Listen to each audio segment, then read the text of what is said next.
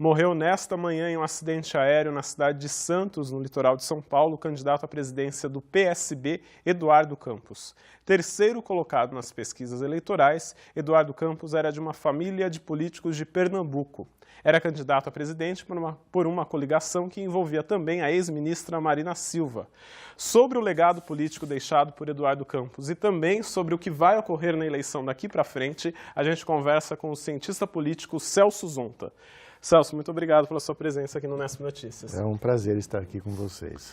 Celso, Eduardo Campos e o grupo comandado por ele, tinham uma grande expectativa pelo início do horário político a partir aí da próxima terça-feira, Eduardo Campos, como eu disse, ele estava em terceiro lugar nas pesquisas, com 9% dos votos atrás de Dilma e Aécio Neves.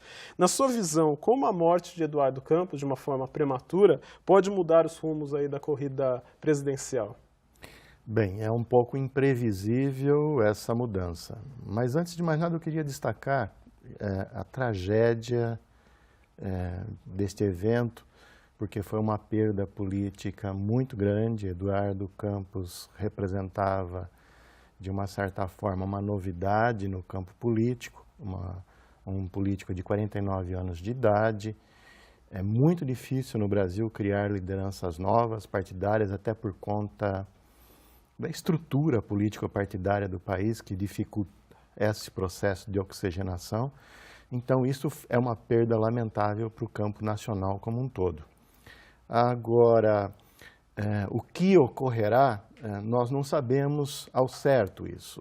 Temos alguns indícios, Eduardo Campos tinha 9%. Nós sabíamos que anterior a Eduardo Campos, Marina Silva tinha em torno de 25%.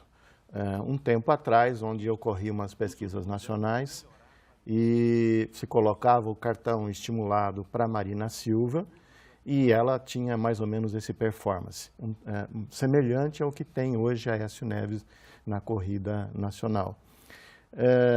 Com a junção, Eduardo Campos, que no início tinha em torno de 4%, ele pulou para em torno de 7%, 8% e agora, no final, na última pesquisa, 9%. E, portanto, não houve uma passagem total dos votos de Marina para Eduardo Campos. Se Marina for a candidata que vai substituir Eduardo Campos, é provável que ela volte a ter esses 25%. Não é tão difícil assim ocorrer esse processo. Entretanto, isso é uma decisão do PSB, que provavelmente será negociada, porque Marina é da rede, ela tem um espectro político, ela estava numa situação onde, como não conseguiu organizar o seu partido político e se candidatar pelo seu partido político, ela acabou optando por uma aliança com Eduardo Campos. Essa presença de Marina Silva no PSB era uma presença até mesmo considerada temporária, Seria durante o processo eleitoral e ganhando o processo eleitoral, depois, provavelmente, com o partido dela sendo criado, ela migraria com todo o grupo político para o partido rede, dela. Agora, neste momento, para o PSB, seria interessante, com todas essas condições, ter Marina Silva na candidatura do PSB? Veja, eu não vejo no PSB alguém que substitua Eduardo Campos que não seja Marina Silva, pelo potencial de votos que Marina Silva tem. Então, esse é um aspecto. Não há uma liderança nacional do PSB que substitua Eduardo Campos. Até nesse aspecto, talvez o PSB tenha alguma dificuldade interna em se coesionar, porque aí haverão disputas internas por espaços de poder, Então, esse processo, nos próximos dias, a nível interno, será muito fomentado. Embora em situação de luto, o próprio partido, o país como um todo, por perder uma figura de expressão nacional importante, os bastidores estarão aquecidos nesse sentido.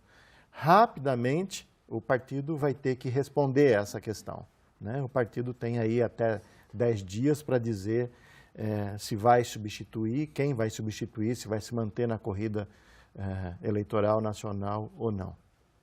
Falando sobre a campanha, a gente recebeu uma pergunta agora há pouco pelo nosso Facebook, da Eduarda. Ela pergunta se com a saída do Eduardo Campos, com a morte dele, se fica mais fácil na corrida presidencial, a corrida presidencial fica mais fácil para candidatos menores, mas também do campo da esquerda, como Luciana Genro, do PSOL, ou Eduardo Jorge, do PV. O senhor acredita que teria algum impacto nesse desaparecimento de Eduardo Campos? Não. Esses candidatos menores permanecerão menores.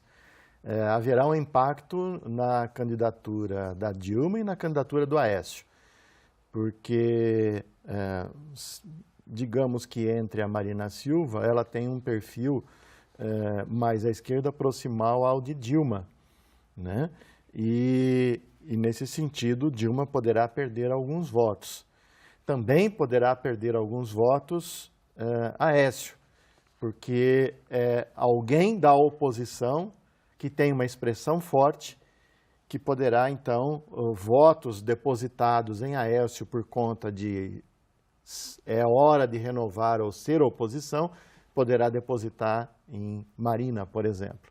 Então, ambos os dois primeiros candidatos perderão voto, talvez mais Dilma do que Aécio, mas ambos perderão voto. E agora os de trás não, porque eles não estabelecem conexão com esse quadro desses três principais candidatos. Eduardo Campos e Marina Silva, apesar de formarem uma chapa, eles tinham diferenças entre alguns pensamentos, né? Até mesmo ontem, na entrevista do Eduardo Campos, no Jornal Nacional, ele falou um pouco sobre isso, né? Sobre essas diferenças de conduta. O senhor acredita que o PSB abrigaria a Marina Silva e as ideias dela agora sendo ideias principais do partido? Então, veja, o Eduardo Campos era um político muito hábil, ele sabia coesionar, ele sabia dialogar, né? Até bem mais do que Marina, tinha maior jogo de cintura, era mais pragmático que Marina, e Marina é um pouco mais ideológica, e nesse sentido, quaisquer arestas, ele procurava arrumar uma solução para o aspecto, né? Eu vejo que, do ponto de vista do programa de governo que o PSB deve ter construído com a rede nesse processo pré-eleição, né? Isso provavelmente não deve ser mexido, porque já deve ter sido organizado, já deve ter sido negociado os aspectos programáticos, né, para a campanha eleitoral. O que vai se mexer e vai se negociar são os aspectos de poder, de estrutura de poder. Quem que vai organizar a campanha, quem que vai ter hegemonia nesse processo.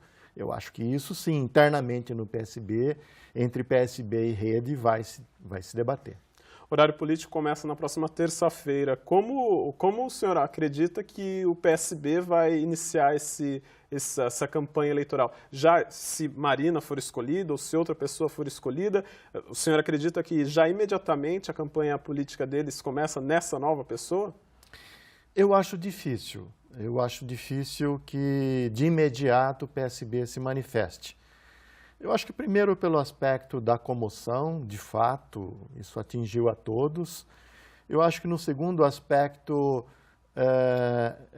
tem todas essas questões internas a serem organizadas e lidadas, né? E eu acho que tem um aspecto também da delicadeza diante do fato, né? Eu acho que, do ponto de vista do marketing, não fica bem no dia seguinte a Marina Silva dizer, olha, agora eu sou candidato e vamos seguir em frente, página virada. Não é assim, as coisas não são assim e não creio que ela se sinta dessa maneira também, né? Portanto, eu acho que talvez o PSB pense numa saída, né, de apresentar a problemática da perda nos primeiros programas e um pouco mais à frente vem a decisão. Celso, muito obrigado pela sua participação aqui no Nesp Notícias. Eu que agradeço a oportunidade. O Nesp Notícias termina agora. Você pode rever as reportagens de hoje acessando o nosso site. A gente volta amanhã às 5h30 da tarde, ao vivo. Tchau!